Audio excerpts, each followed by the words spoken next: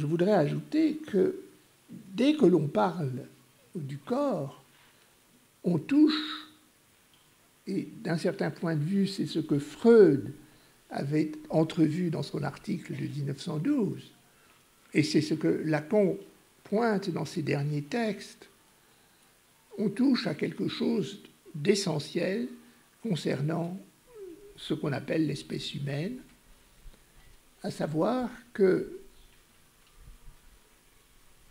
l'homme, l'espèce humaine, l'être humain, a un corps et que la société ne le supporte pas. La société a peur des corps. Pourquoi? Parce que la société repose sur la coexistence des corps et que, dès le départ, ce que chaque corps peut représenter pour un autre corps, c'est tout simplement sa mise à mort. Donc, toute société a réglé quelque chose de la multiplicité des corps. Si elle ne le fait pas, ou si elle le fait mal, ou si elle fait semblant, si elle croit avoir résolu la question, alors apparaît ce que j'appellerais la crainte des corps et, à terme, la haine des corps. Si je me promène dans la ville de Paris, qui a, comme vous le savez, une maire très active, qui fait régner l'ordre entre les voitures et les bicyclettes, qui a un grand souci de nettoyage des chaussées et des trottoirs. Tout cela repose sur le fait qu'une grande ville comme Paris n'est pas faite pour qu'on y voie le fonctionnement corporel. Évidemment, la réalité de Paris est tout autre.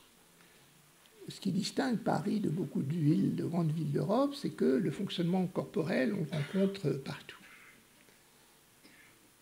Sous la forme de l'urine, sous la forme je parle de l'urine humaine, pas des chiens, sous la forme de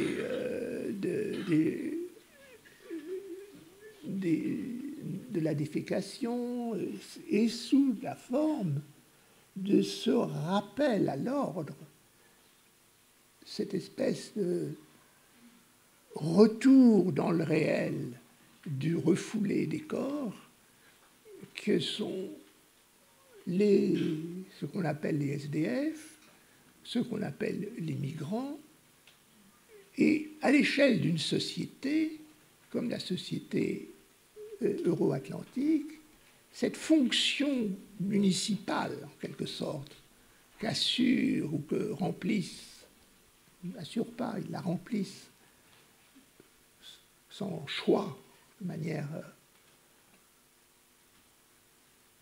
fatale, que remplissent, qu'assurent les SDF, les migrants des camps de la Porte de la Chapelle ou ailleurs, cette fonction de retour dans le réel de ce qui ne doit pas apparaître dans la réalité, à savoir le fait que les corps existent, cette fonction-là, elle peut être assurée par des groupes humains.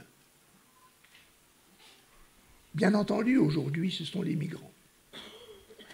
Lacan, dans ses derniers textes, qui datent des années 70, enfin milieu des années 70, rappelle ce qui avait été pour lui une expérience, sans doute la grande expérience de sa vie, à savoir les déportés. Il en a vu le retour des déportés. Il en a eu en analyse. Et dit-il, le corps que l'homme a, que l'être humain a, pour en avoir une idée, il faut regarder le corps du déporté. C'est-à-dire que c'est un paquet d'os, de muscles, de nerfs, et rien de plus. Et c'est cela que la société ne supporte pas.